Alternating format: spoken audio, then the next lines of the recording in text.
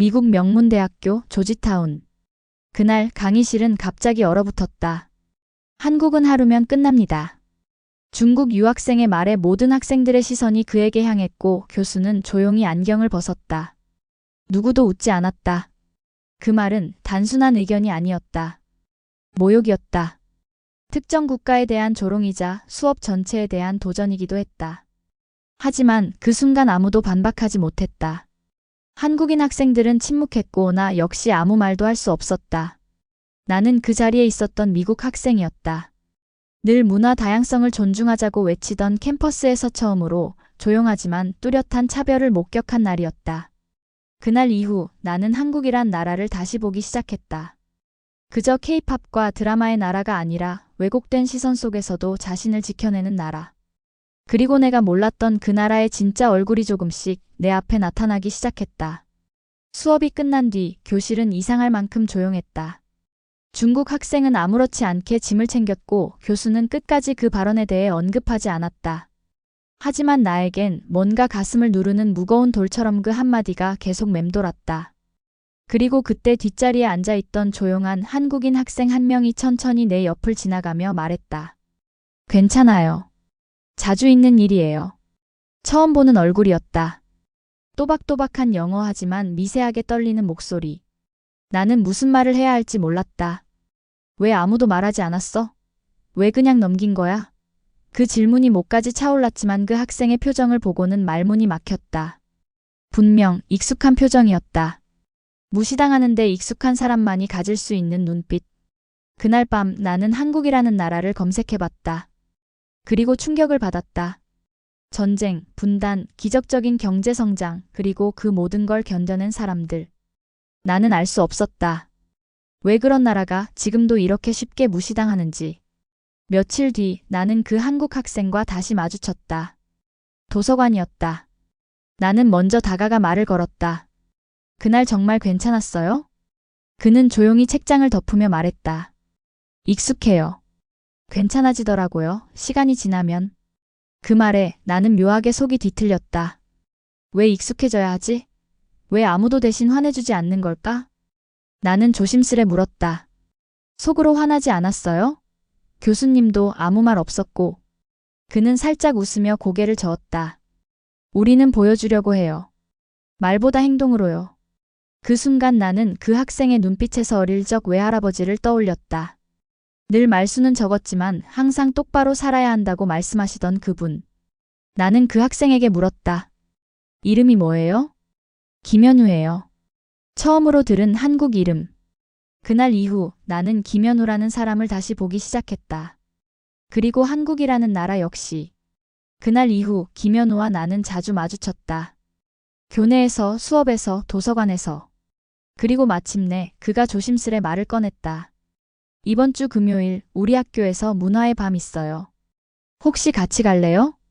나는 망설임 없이 고개를 끄덕였다. 사실 그런 행사엔 별 관심이 없었다. 하지만 이상하게도 그가 초대한 자리는 그냥 지나치고 싶지 않았다. 금요일 밤 체육관은 각 나라의 부스들로 가득했다. 프랑스, 중국, 인도, 브라질 학생들은 자국 전통 의상을 입고 음식과 문화를 소개하고 있었다. 그러다 한쪽 구석. 소박한 한글 간판이 붙은 작은 부스가 눈에 들어왔다. 대한민국 코리어. 초라해 보일 정도로 조용했다. 플래카드도 작고 장식도 많지 않았다. 그런데 그 안에서 현우와 몇몇 한국 학생들이 손수 김밥을 말고 한복을 차려입고 한 사람 한 사람에게 정성껏 절을 하고 있었다. 나는 어딘가 설명할 수 없는 감정을 느꼈다. 과하지 않고 소란스럽지 않지만 단단하고 따뜻했다. 누군가 조용히 말하는 것 같았다. 우린 보여줄 게 많지 않아요. 대신 보여주는 법을 알고 있죠. 그게 한국이라는 나라였다. 사람들은 북적이는 다른 나라 부스로 몰려들었다. 치즈와 와인이 펼쳐진 프랑스, 현란한 댄스 음악이 흘러나오는 브라질, 화려한 용춤을 준비 중인 중국. 반면 한국 부스는 조용했다. 하지만 현우는 줄어드는 관심에도 미소를 잃지 않았다. 그때였다. 한 무리의 학생들이 한국 부스 앞에 멈춰 섰다. 여긴 뭐야? 일본 아니야? 김치나 내놔봐. 우리도 먹을 줄 알아. 하하. 그 말에 현우 얼굴이 굳었다. 뒤에 서 있던 한국 여학생 하나가 작게 한숨을 쉬었다. 한국이랑 일본은 달라요. 조심스레 말하자 그들 중 한 남학생이 비웃듯 소리쳤다. 에이 거기서 거기지. 어차피 중국 아니면 일본 아냐? 순간 나는 숨이 막혔다. 내가 지금 서 있는 이곳이 미국의 대학교라는 사실이 믿기지 않았다. 현우는 아무 말 없이 다시 김밥을 하나 말았다. 그리고 정중히 그들에게 건넸다. 한국은 다릅니다. 하지만 말로 설득하는 것보다 이걸 한번 드셔보시죠. 그 조용한 목소리에 그들은 잠시 멈칫했다. 하지만 이내 한 명이 김밥을 손에 들고 장난치듯 말했다. 오노리마키 일본 거잖아. 하. 그 순간 내 가슴 어딘가가 서늘하게 식었다.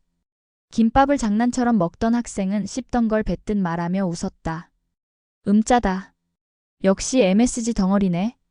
아니 근데 진짜 왜 이렇게 일본 따라해? 김치도 원래 중국 거잖아. 안 그래? 그 순간 내 귀에서 무언가가 쨍하고 울리는 것 같았다. 현우는 아무 말도 하지 않았다. 아니 아무 말도 할 수 없었다. 그의 입꼬리는 여전히 웃고 있었지만 그 눈동자엔 뭔가 말하지 못할 외로움이 스쳐갔다. 그리고 그 옆에 조용히 서 있던 한국 여학생이더는 참지 못하고 말했다. 김치는 한국 음식이에요. 그리고 그 말 무례해요. 순간 주변 공기가 싸늘하게 식었다. 하지만 그 학생들은 오히려 비웃음을 터뜨렸다. 와 예민하네 우린 그냥 장난한 건데 왜 그래? 그 말에 나는 눈앞이 캄캄해졌다. 이게 장난이라고? 이런 무지가 이기적인 유머라고? 나는 그 자리에 얼어붙은 채 그저 현우의 손끝만 바라봤다. 그가 말없이 또 한 줄의 김밥을 말고 있었다. 나는 생각했다. 그가 이 작은 부스에서 얼마나 많은 걸 견디고 있었는지를. 그리고 나는 그때 알았다. 이건 단순한 문화행사 따위가 아니야. 이건 한국이라는 이름을 지키기 위한 조용한 싸움이야. 그날 밤 행사가 끝난 뒤 한국 학생 몇 명이 조용히 모였다. 기숙사 라운지 한켠에 모여 앉은 그들은 누구도 먼저 입을 열지 않았다. 현우는 말없이 종이컵에 따뜻한 보리차를 따랐다. 그 손놀림조차 조심스러웠다. 누군가가 조용히 중얼였다. 그냥 우리가 참는 게 맞는 걸까? 그러자 또 다른 학생이 말했다. 우리가 왜 미안해야 해? 왜 설명해야 하고 왜 변명해야 해? 현우는 고개를 숙인 채 작게 웃으며 말했다. 그냥 나는 김밥이 좋아서 만든 거야. 엄마가 해주던 맛을 잊고 싶지 않아서. 그 말에 모두의 눈빛이 흔들렸다. 그러자 한 여학생이 살며시 그의 옆에 앉으며 말했다. 현우야, 넌 김밥만 만든 게 아니야. 넌 오늘 우리를 지켰어. 그 순간 나는 가슴 깊은 곳에서 뭔가가 울컥하고 올라오는 걸 느꼈다. 내가 태어난 나라는 한국이 아니었지만 그날 나는 처음으로 우리라는 말을 진심으로 느꼈다. 그 조용한 밤 우리의 눈빛이 말하고 있었다. 다 괜찮다고. 우린 혼자가 아니라고. 그렇게 오그만 라운지 안에서 누구도 몰랐던 하나의 다짐이 만들어지고 있었다. 다음 날 아침 현우는 가장 먼저 학생회관 문을 열었다. 아직 아무도 없는 조용한 공간의 햇살이 사선으로 비치고 있었다. 현우는 손에 쥔 계획서를 천천히 테이블 위에 펼쳤다. 표지엔 이렇게 적혀 있었다. K컬처, 진짜 이야기 음식 너머의 한국을 소개합니다. 그가 만든 발표 주제는 단순한 요리 수업이 아니었다. 김밥은 왜 말아야 했는가? 한국인이 음식을 통해 전하고 싶은 것, 그 속엔 지금껏 그가 삼켜왔던 말들이 차곡차곡 담겨 있었다. 하나둘 학생들이 들어오고 누구랄 것 없이 자리에 앉았다. 조용히 자료를 나눠주는 민지, 포스터를 정성껏 그리는 성훈, 그리고 동영상을 편집하는 수진까지. 그날 이후 우리는 매일 밤 기숙사 라운지에 모였다. 하나의 목표를 위해서. 우리가 직접 말하자. 우릴 모르니까 오해하는 거야. 처음엔 불안도 있었지만 서서히 모두의 눈빛이 달라졌다. 그저 김밥 한 줄에서 시작된 이야기가 이젠 작은 운동처럼 번져가고 있었다. 나는 그때 알게 됐다. 이런 게 진짜 자긍심이구나. 누굴 미워하지 않고 누굴 탓하지 않으면서도 우리의 자리를 당당히 지켜내는 것. 그게 우리가 하고 싶은 말이었다. 행사 당일 아침 캠퍼스엔 이른 시간부터 바람이 불었다. 우리는 행사장을 꾸미고 미리 준비한 한복과 전통 소품들을 꺼냈다. 민지는 정성껏 김밥 재료를 펼쳤고 성우는 준비한 사진 전시를 세웠다. 우리의 공간은 조금은 낯설지만 따뜻한 하나의 작은 한국이었다. 학생들은 하나둘 들어오기 시작했고 외국인 교수들도 관심을 보였다. 와우, 이것이 김밥인가요? 이건 한국의 사찰? 웃음과 감탄이 오가는 가운데 행사는 순조롭게 시작되었다. 그리고 드디어 내 차례가 되었다. 무대 앞 나는 숨을 깊이 들이쉬고 한국 음식 속의 철학이라는 주제로 말을 꺼냈다. 한국에선 음식이 단순히 배를 채우는 걸 넘어서 마음을 나누는 도구가 됩니다. 하지만 그때였다. 뒤쪽에서 크게 웃는 소리가 들렸다. 영어로 진심이에요? 아직도 국수주의를 밀어붙이는 거예요? 순간 정적이 흘렀다. 청중 중 한 명.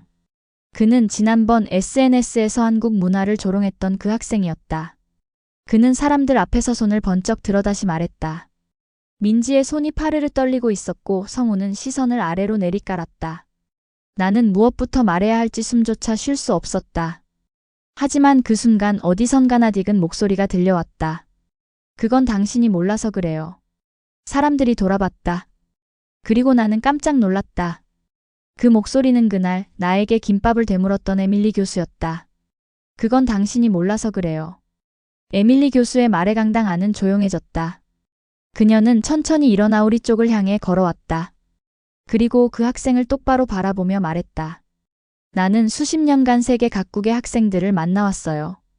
그 중에서도 한국 학생들처럼 자신들의 문화를 존중하며 소개하는 경우는 드물었어요. 그 학생은 당황한 듯이 입을 다물었다. 에밀리 교수는 말을 이었다. 몇 주 전 이 학생들이 직접 만든 음식을 나에게 나눠줬죠. 그 순간 저는 그들의 진심을 느꼈어요. 이건 국뽕이 아니에요. 이건 마음이에요. 민지는 눈을 동그랗게 떴고 성우는 조용히 고개를 들었다. 나는 가슴이 먹먹해졌다. 그동안 우리를 바라보던 의심스러운 시선들이 하나씩 조용히 사라져갔다. 오늘 이 자리에서 우리는 음식이라는 문화를 통해 서로를 이해하고자 하는 거예요. 그게 진짜 국제교류 아닐까요? 사람들이 고개를 끄덕였다. 몇몇은 조용히 박수를 쳤고 무대 아래에 있던 교수님 한 분은 스탠딩 오베이션을 했다. 그 순간 나는 다시 마이크를 들었다. 에밀리 교수님 말씀처럼 우리가 만든 김밥 한 줄에도 우리의 진심이 담겨 있습니다. 오늘 이 자리가 누군가에게는 작은 시작이 되기를 바랍니다. 눈물이 날 것 같았다. 하지만 그건 슬픔이 아니라 감사의 눈물이었다. 행사가 끝난 후 사람들의 표정이 달라졌다. 조용히 다가와 김밥을 한 조각 집어 든 미국 학생이 있었다. 처음엔 좀 무서웠어요. 내가 틀렸다는 걸 인정하게 될까 봐. 그녀는 조용히 미소 지었다. 근데 맛있네요. 진짜 맛있어요. 진심이 느껴져요. 옆에서 듣고 있던 민지는 살짝 고개를 숙였다. 성우는 어색하게 웃었고 나는 그저 고맙다고 작게 대답했다. 그 뒤로도 여러 학생들이 다가와 우리가 만든 음식들을 맛보았다. 한국 음식 이렇게 정성스럽게 만든 거 처음 봐요. 김치도 직접 담근 거예요? 와, 대단하다. 그들의 칭찬이 하나둘씩 이어졌다. 하지만 그보다 더 가슴이 뭉클했던 건 그들의 표정이었다. 처음엔 경계와 편견이 가득했던 얼굴들이 이제는 미안함과 조심스러운 존중으로 바뀌어 있었다. 그 순간 나는 느꼈다. 우리가 해낸 개작은 요리 대회가 아니라는 걸. 우리는 진심을 전한 거였다. 그리고 그 진심은 국경도, 언어도, 편견도 조금씩 녹이고 있었다. 그날 내 마음 어딘가 깊은 곳에서 뜨거운 무언가가 일렁였다. 그날 밤 기숙사방 안은 유난히 조용했다. 민지는 침대에 누워 이어폰을 낀 채 창밖을 바라보고 있었고 성우는 졸린 눈으로 휴대폰을 만지작거리고 있었다. 나는 책상 앞에 앉아 행사 때 받은 작은 종이 쪽지를 손에 들고 있었다. 그 쪽지엔 익명의 누군가가 짧은 메시지를 남겨놓았다. 당신의 진심 전해졌어요. 고맙습니다. 앞으로는 제가 더 배워야겠네요. 글씨는 서툴렀지만 그 속엔 진심이 담겨 있었다. 나는 조용히 미소 지었다. 우리가 해낸 거구나. 그런데 갑자기 내 휴대폰이 울렸다. 낯선 번호. 잠깐 망설이다 전화를 받았다. 여보세요? 혹시 오늘 행사에서 발표했던 학생인가요? 낯선 남자의 목소리였다. 하지만 어디선가 익숙한 억양이 스쳤다. 네, 맞는데요? 저는 커뮤니케이션학과 리처드 윌슨 교수입니다. 혹시 내일 잠깐 시간 좀 낼 수 있을까요? 교수님? 갑작스러운 연락에 나는 멈칫했다. 네, 물론입니다. 무슨 일이신가요? 그냥 조금 이야기하고 싶은 게 있어서요. 전화가 끊긴 후 나는 잠시 멍하니 앉아 있었다. 교수님이 나에게 왜? 마음 한켠에 할 수 없는 불안과 기대가 조용히 스며들었다. 다음 날 나는 교수님이 말한 캠퍼스 근처의 작은 카페에 조심스레 들어섰다. 창가 자리엔 중년의 백인 남성이 커피잔을 앞에 두고 앉아 있었다. 앉으세요. 제가 먼저 이야기하죠. 리처드 윌슨 교수는 담담한 표정으로 입을 열었다. 어제 발표 잘 들었습니다. 솔직히 말하면 처음엔 화가 났어요. 나는 고개를 끄덕이며 말없이 그의 눈을 바라봤다. 내가 몸담고 있는 이 학교, 이 시스템, 내가 가르쳐온 문화들이 전면으로 비판받는 기분이었거든요. 그의 말에 내 손이 저절로 움츠러들었다. 하지만 교수는 천천히 미소를 지었다. 그런데 발표가 끝난 후 학생 몇 명이 내게 오더군요. 그 이야기에 공감했다고. 나는 그런 시선 때문에 지금껏 말도 꺼내지 못했다고. 그는 눈을 내리깔았다. 내가 그동안 뭘 놓치고 있었는지 그제서야 깨달았습니다. 순간 가슴이 뜨거워졌다. 하지만 교수는 고개를 들었다. 모든 교수나 학생이 당신을 그렇게 이해하진 않을 겁니다. 그 말에 나는 작게 숨을 들이켰다. 지금부터가 진짜 시작일 겁니다. 그가 내게 건넨 말은 경고이자 격려였다. 카페를 나서며 나는 하늘을 올려다봤다. 맑은 하늘 아래 이 캠퍼스가 전혀 달라 보였다. 교수와의 대화를 마치고 며칠 뒤 캠퍼스 안에 묘한 기류가 돌기 시작했다.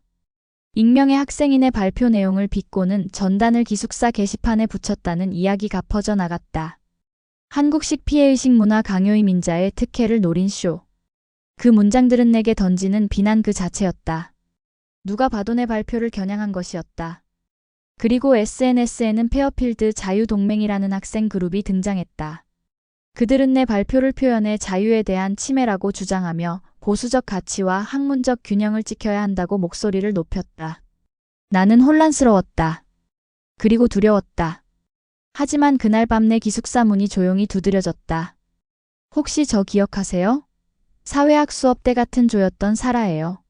문 앞에 선 작은 체구의 백인 여학생은 쑥스럽게 웃으며 말했다. 저 그 전단지 보고 너무 화가 났어요. 혹시 도와줄 일이 있을까 해서. 그날 이후 사라는 나의 첫 동료가 되었다. 그리고 놀랍게도 점점 더 많은 학생들이 조용히 내게 손을 내밀었다. 사실 나도 그런 차별 겪었어. 말은 못했지만 너처럼 생각했어. 그들의 진심은 누구보다 조용했지만 가장 강했다. 우리는 처음엔 조심스러웠다. 누군가는 종이에 손글씨로 차이를 존중합니다 라고 썼고, 누군가는 학내 카페 옆 벽면에 나의 문화, 나의 이야기라는 작은 포스터를 붙였다. 그러자 마치 기다렸다는 듯 곳곳에서 다른 이야기들이 피어오르기 시작했다. 인도에서 온 교환학생은 자신의 발리우드 춤 발표에서 인종차별을 당한 경험을 꺼냈고, 흑인 학생회는 말하지 못했던 순간들이라는 전시회를 기획해 사진과 편지를 전시하기 시작했다. 그리고 그 중심에는 내 이야기도 있었다. 진심을 말하는 사람이 결국 변화를 만든다. 라는 메시지 아래 내 발표 영상이 함께 걸렸다. 그 전시가 열린 날 나는 홀로 그 자리에 섰다. 그런데 내가 생각지도 못한 사람이 그 공간에 조용히 들어섰다. 바로 그 교수님이었다. 그는 한동안 아무 말 없이 내 발표 영상 앞에 섰고 조용히 머리를 숙였다. 그 순간 내 마음 어딘가에서 조금씩 얼어붙어 있던 무언가가 녹기 시작했다. 그는 한참 동안 그 자리에 서 있었다. 발표 영상이 끝나고도 또다시 반복되는 영상 앞에서 그는 쉽게 자리를 뜨지 못했다. 잠시 후 그가 조심스럽게 내게 다가왔다. 서지윤 학생 맞죠? 나는 놀란 눈으로 고개를 끄덕였다. 그는 조금은 낮고 조심스러운 목소리로 이야기를 꺼냈다. 나는 그저 자신의 문화가 우수하다는 걸 강조하는 게 나쁘지 않다고 생각했던 사람이야. 하지만 오늘 당신의 발표를 보고 알게 됐습니다. 그 생각이 다른 사람의 목소리를 얼마나 지워왔는지. 나는 아무 말도 할 수 없었다. 그의 눈빛에는 진심이 있었다. 그는 내게 고개를 숙여 말했다. 미안합니다. 교수가 학생에게 고개를 숙이는 모습. 그 장면은 전시회를 지켜보던 다른 학생들의 눈에도 분명 깊은 인상을 남겼을 것이다. 며칠 뒤 예상치 못한 공지가 게시판에 올라왔다. 다문화 감수성 교육 필수화 전 교수 대상 연수 시행. 그리고 그 교수의 이름이 그 프로그램의 첫 강사로 올라 있었다. 주제는 학생에게서 배운 교훈. 그날 이후 캠퍼스의 분위기는 조금씩 달라지기 시작했다. 누구도 큰 소리로 떠들진 않았지만 표정은 달랐고 태도는 달라졌다. 도서관에서 한국어 서적을 찾는 학생들이 늘었고 원시회에 함께 참여했던 학생들은 한국 문화를 소개하는 소규모 워크숍을 열었다. 어느 날은 누군가 내 기숙사 문 앞에 작은 쪽지를 두고 갔다. 당신 덕분에 내 시야가 넓어졌어요. 고맙습니다. 그 짧은 문장이 내겐 참 깊게 박혔다. 한편 캠퍼스 신문에는 특집 기사 하나가 실렸다. 학생이 이끈 변화 문화의 다양성을 말하다. 그 안엔 내 이름도 내 발표도 그리고 교수가 보였던 반성의 순간도 그대로 담겨 있었다. 나는 조용히 신문을 접어 책상 서랍에 넣었다. 괜히 울컥했지만 그 감정에 이름을 정확히 붙이긴 어려웠다. 뭔가가 정말 바뀌고 있다는 느낌이 들었다. 그리고 그 변화의 시작에 내가 있었다는 사실이 조금은 뿌듯하게 느껴졌다. 미국에서의 마지막 밤. 나는 기숙사 방 창가에 앉아 천천히 불 꺼진 캠퍼스를 내려다보고 있었다. 이 학교에서 처음 받았던 냉소와 무관심, 내 존재를 의심했던 시선들, 그리고 나를 바라보던 차가운 눈빛들이 주마등처럼 떠올랐다. 하지만 지금 그 자리에 남아있는 건 조금씩 따뜻해지고 있는 마음들이었다. 밖은 서늘한 봄밤이었다. 나뭇가지 사이로 달빛이 조용히 스며들었고 바람은 조용히 내 이름을 불러주는 것 같았다. 그 순간 나는 부모님이 떠올랐다. 한국에서 밤새 내 발표 영상을 돌려보셨다는 엄마의 문자. 우리 딸 자랑스럽다는 짧은 그 한 줄이 내 눈시울을 적셨다. 그리고 아버지. 늘 무뚝뚝하시던 그분도 그날은 이렇게 말씀하셨다. 이름 석자 빛냈다. 이제 세상에 밀리지 마라. 나는 이불을 덮고 누워 눈을 감았다. 이제 내가 지켜야 할 이름, 지켜야 할 마음, 그리고 다시 돌아가야 할 한국이란 땅이 내 안에 깊이 자리 잡고 있었다. 한국에 돌아온 날 나는 인천공항 입국장에 들어서며 마치 긴 꿈에서 깨어난 기분이 들었다. 거기엔 내가 늘 그리워하던 두 사람이 있었다. 엄마는 두 팔 벌려 달려왔고 아버지는 말없이 나를 바라보다 고개를 끄덕였다. 집으로 돌아오는 차 안에서 엄마는 내 손을 꼭 쥐고 말했다. 미국에서 힘들었지 그래도 잘 해냈구나. 나는 그 말에 그동안 참고 있던 눈물이 왈칵 터지고 말았다. 며칠 후 나는 식탁에 앉아 아버지와 단둘이 저녁을 먹고 있었다. 말없이 밥만 뜨시던 아버지가 문득 이렇게 말씀하셨다. 그 발표 영상 사람들 다 울더라. 나는 놀라 고개를 들었다. 아버지는 내 눈을 피하지 않고 바라보며 말했다. 잘했다. 지켜봤다. 그리고 미안했다. 그 순간 내 안에 켜켜이 쌓여있던 서운함과 그리움이 눈물과 함께 흘러나왔다. 나는 조용히 말했다. 아빠 고마워요. 그 한마디에 아버지는 말없이 고개를 끄덕였고 그 침묵 속엔 모든 진심이 담겨 있었다. 그날 밤 나는 내 방 창가에 앉아 하늘을 오래도록 바라보고 있었다. 조국이라는 말, 그건 어쩌면 아주 사적인 감정일지도 모른다. 누구는 고마워하지 않아도 되는 나라에서 살고 누구는 그 존재만으로도 눈물이 나는 나라를 품고 산다. 나는 후자였다. 그리고 그걸 이제는 부끄러워하지 않기로 했다. 내가 무대 위에서 전한 말, 그건 누군가에게는 과한 애국심이었지만 또 다른 누군가에겐 잊고 있던 자부심이 되었다. 그날 이후 나는 종종 메시지를 받는다. 당신 덕분에 한국이 더 자랑스러워졌어요. 그럴 때면 나는 조용히 웃는다. 에코아트는 오늘도 진심을 믿습니다. 그리고 그 진심이 누군가의 마음에 닿기를 바랍니다. 이 이야기가 당신의 가슴에 작은 울림이 되었다면 댓글로 당신의 생각을 들려주세요. 구독과 좋아요로 따뜻한 마음을 함께 나눠주세요. 감사합니다.